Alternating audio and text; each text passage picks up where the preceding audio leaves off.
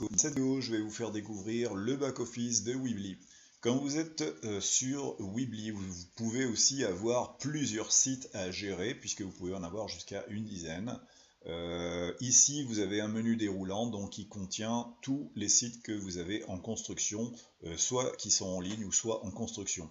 Donc pour aujourd'hui, pour la démonstration, je vais tout simplement vous montrer le site de parrainage, c'est-à-dire les clés de succès pour tous.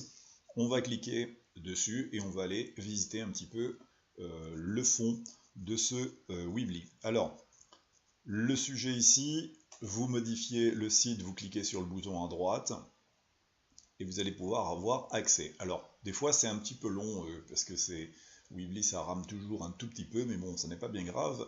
C'est un système qui est vraiment fait pour les débutants, avec un système de glisser sur toutes les touches, donc c'est vraiment très intuitif comme site, et j'ai trouvé ça vraiment fantastique pour pouvoir démarrer un business quand on n'y connaît rien, on va dire, sur site ou blog. Alors, le temps que charge un petit peu les pages, on va faire une petite visite. Donc ici, quand vous êtes sur le bouton construire, vous allez avoir à tout ce tableau, c'est-à-dire la possibilité d'inclure des titres, des textes, des images, des diaporamas, des galeries, etc. Si vous descendez, on peut mettre des vidéos, des documents, etc. Donc tout ceci, on va le voir par petites vidéos tuto. Voilà. Dans un site, en fait, vous allez pouvoir faire des menus. Alors des menus qui peuvent être plus ou moins cachés, puisqu'après vous allez apprendre au travers de vidéos comment tout simplement cacher certains menus dont vous ne voulez pas donner accès à vos visiteurs. Ce sont en fait des pages cachées, tout simplement. Voilà, donc c'est vraiment très simple d'utilisation.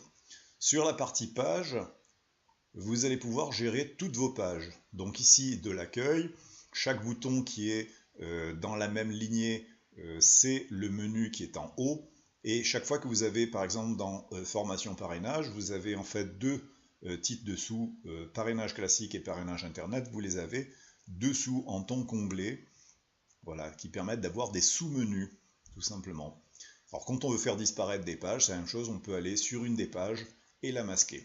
Les thèmes, bien sûr, sont ici, on peut les choisir. On peut avoir aussi accès à magasin, ce qui va nous permettre de créer une boutique, et dans les paramètres de Weebly, de commencer à programmer le nom de domaine. Alors bien sûr, on peut l'acheter ou on peut le garder en gratuit en sous-domaine sous Weebly.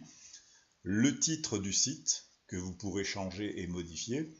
Et ensuite, bien sûr, si un mot de passe, alors ça c'est accès uniquement aux personnes qui ont payé leur abonnement mensuel, mais ça n'est pas, on va dire, très utile. Ça dépend si vous voulez faire un site avec un site de membres payant, pourquoi pas donner un mot de passe. Ici, quand vous l'aurez publié, votre site, on va le programmer tout simplement sur partager sur Facebook. Donc vous allez tout simplement configurer ici votre page Facebook, et quand vous allez tout simplement écrire un article, etc., vous allez pouvoir tout simplement cliquer là-dessus et le partager directement sur Facebook. Voilà, donc ce n'est pas grand chose à faire. Ici c'est la partie SEO, c'est-à-dire que vous allez pouvoir mettre des mots-clés, etc., pour pouvoir référencer un petit peu plus facilement votre site, sachant qu'on n'en a pas vraiment besoin, puisque dans ce site même de parrainage, je vous donne un des principes clés du trafic massif, qui est le programme Toan, qui contient, on va dire, pour une somme modique, la possibilité de créer des publicités en illimité et d'avoir un trafic vraiment monstrueux tous les mois. Donc on va retourner maintenant sur notre back-office à la partie construire pour vous faire découvrir un petit peu tous les boutons. Alors comme je l'ai indiqué sur les boutons, c'est le même principe. Imaginons sur une page, je vais créer une nouvelle page par exemple. Alors quand je veux créer une nouvelle page, je vais faire nouvelle page. Je crée une page standard, c'est-à-dire une page basique ou une page de blog, etc. Et je vais pouvoir faire mon choix ici. Voilà, on verra tout ça dans les petites astuces tuto.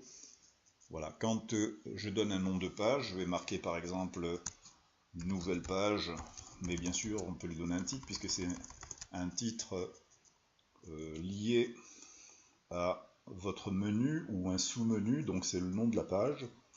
On va marquer par exemple publicité, donc imaginons je vais faire une page où je vais parler de publicité.